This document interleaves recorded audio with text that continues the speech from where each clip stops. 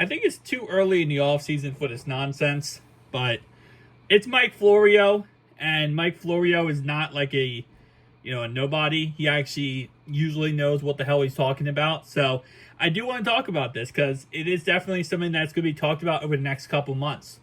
And he's not so confident the Bengals can make it work and get a contract done with Jamar Chase, which is a weird situation to be in.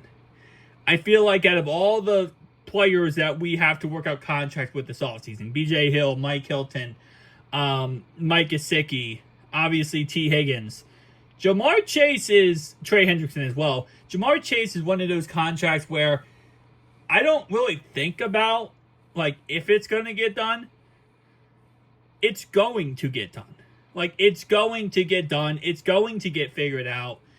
The only thing I worry about, I think about with his contract, how much and how much of the cap is he going to take up with his contract? That's all I'm worried about with Jamar Chase. I'm not worried about, is Jamar Chase going to get a contract or not? He will, 100%. Because at the end of the day, if they have to choose between keeping T or paying Chase, they're going to pay Chase. Rightfully so, Chase is the best receiver in football. So I don't really understand the whole concern, or he's not confident that we can make it work. We're going to make it work because it's kind of like the Joe Burrow deal. You can't not make it work. You have to make it work. There's no if and buts. It has to get done. The sun comes up every day. Chase has to get a new contract. And if you want to sell seats, you got to have at least Joe and Chase on that same field. T, it would suck to lose him, but it is what it is. You're not going to lose Chase. You just can't really. You really can't lose Chase. So here's what he had to say. He said the argument last year was if you can make it through year 4 with the guy in the first round contract, you're saving tons of money. Because he will always have played his 4th year for like $4 million. When you replace that contract with a new deal, there goes that year where we had him for nothing. This year he's due to make $21.8 million, so it's less of a gap between what you're giving him and what you could have paid him. The Vikings pulled it off with Justin Jefferson with far less. And I agree with him that last year it sucks because when you look at, this season, when you look at this season, yeah, we had him for nothing, and we could have used probably better budgeted that salary cap to get things figured out. But at the end of the day, it is what it is. We're very lucky with Jamar Chase because many receivers do not play on their final year of their rookie contract. Look at CeeDee Lamb.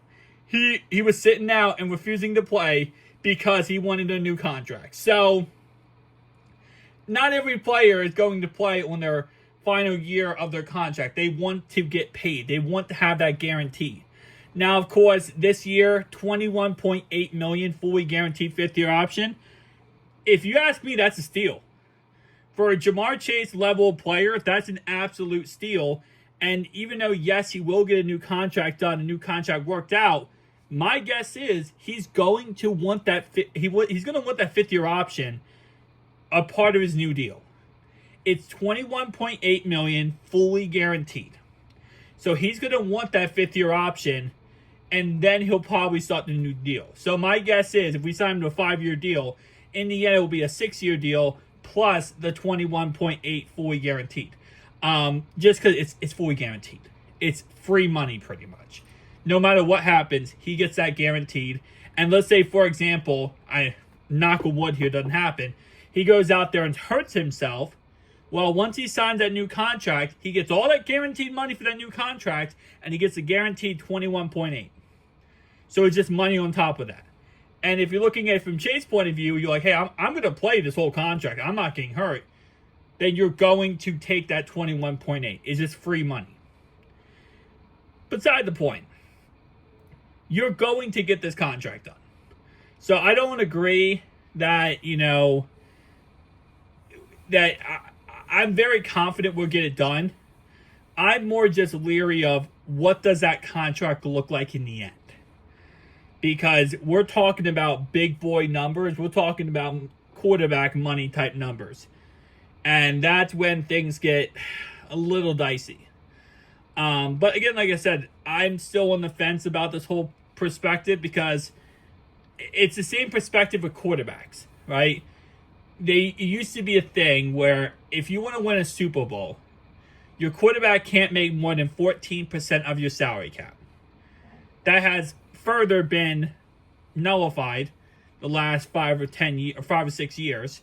But for a little bit of time, that was like a thing. Like, you can't win a Super Bowl unless you have a roster where your quarterback is making little to no money, and you can put skill players that are really good all around him. You can fill every area around him with the best players possible, and that's how people were making money. That's how you were winning Super Bowls and being successful, because if you don't have to pay your quarterback $270 million, you can spend $50 million on 3 receivers, and now you have a cheap quarterback with amazing talent around him. Which was kind of the go-to method that people went with when it came to that. Again, we'll have to wait and see. And that's what I'll have to say at the end of the day, because we have literally less than a month before free agency really starts kicking off. Not starts, kicks off. So March 5th, which is, again, 30 days from now, is when we're going to really start, actually not, 23 plus 28 days from now, is when the franchise tag stuff goes through. That's when all this stuff has to be done before free agency. And then free agency happens, obviously, and that's a frenzy. That's March 12th or 13th. We got to get these contracts done with. We got to get Chase done with. And that's what I said many times. Chase is a priority. This is why, again, I think I disagree with Florio here. This is going to get done because at the end of the day, you have to get this contract done first. Like, you don't get anyone else's contract done until Jamar Chase is done. That's just how it works. And you have to see how much money you have left. You have to say, okay, we just paid Chase A. We just paid him this X amount. Now we have this amount left. Now they have to go through and say, okay, what players do we want to keep and what players do we not want to keep? How many players do we want to keep, not keep, and then how much money do we have to put aside for those said contracts? You have priorities when it comes to signing players. The guy's going to take up the most piece of the pie, the most piece of the puzzle here is Chase. You have to get him done. It's just like when you got done Joe Burrow. You get done Joe Burrow, and then you figure out everything else. Because if not, let's say, for example, you get done all these other guys, and you're like, oh, Chase, we're going to negotiate with you later, buddy, right? What happens when later comes and he wants a certain number amount and you can't pay him? You can't get the contract done. That's why you got to pay him first. You got to pay him first and then figure out what you have afterwards. But tell me down below your thoughts and opinions, guys. Hit the like, subscribe button if you already new. Peace out.